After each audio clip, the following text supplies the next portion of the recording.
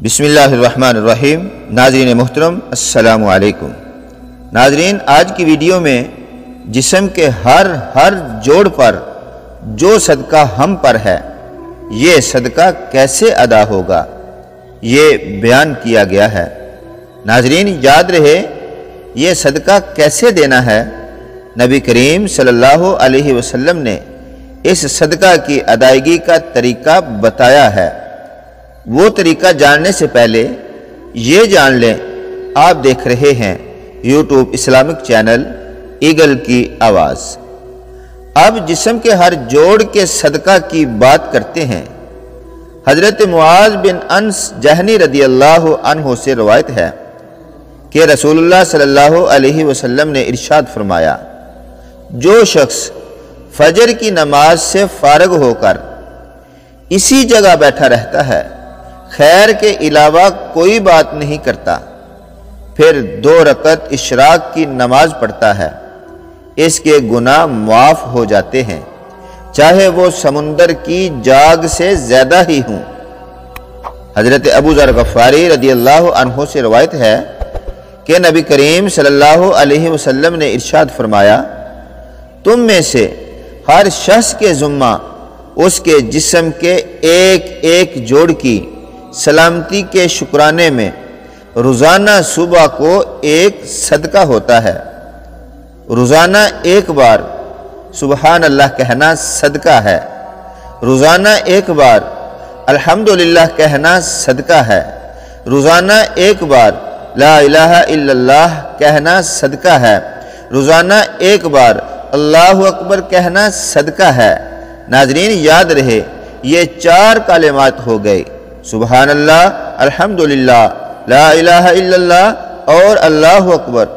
جو شخص روزانہ یہ 4 کلمات پڑھ لیا کرے، اس نے اپنے جسم کے ہر جوڑ کا صدقہ دے دیا، سبحان اللہ۔ ناظرین محترم، اس کے ساتھ ساتھ یہ بھی یاد رہے بلائی کا حکم کرنا بھی صدقہ ہے، برائی سے روکنا بھی صدقہ ہے، اور ہر جوڑ کے شکر کی ادائیگی کے لیے چاشت کے وقت 2 رکعتیں پڑھنا بھی کافی ہو جاتی ہیں۔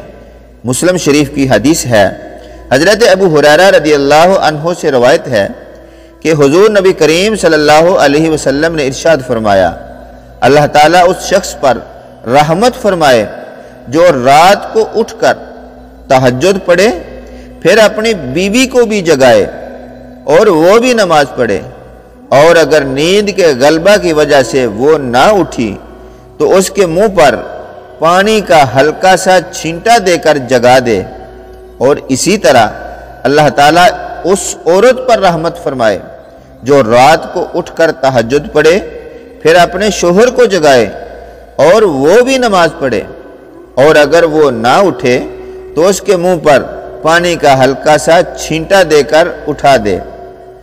حضرت ابو ہریرہ رضی اللہ عنہ سے روایت ہے کہ ایک بار نبی کریم صلی اللہ علیہ وسلم نے حضرت بلال رضی اللہ عنہ سے فجر کی نماز کے وقت دریافت فرمایا، اے بلال، اسلام لانے کے بعد اپنا وہ عمل بتاؤ جس سے تمہیں ثواب کی سب سے زیادہ امید ہو، کیونکہ میں نے جنت میں اپنے آگے تمہارے جوتوں کی آہٹ سنی ہے۔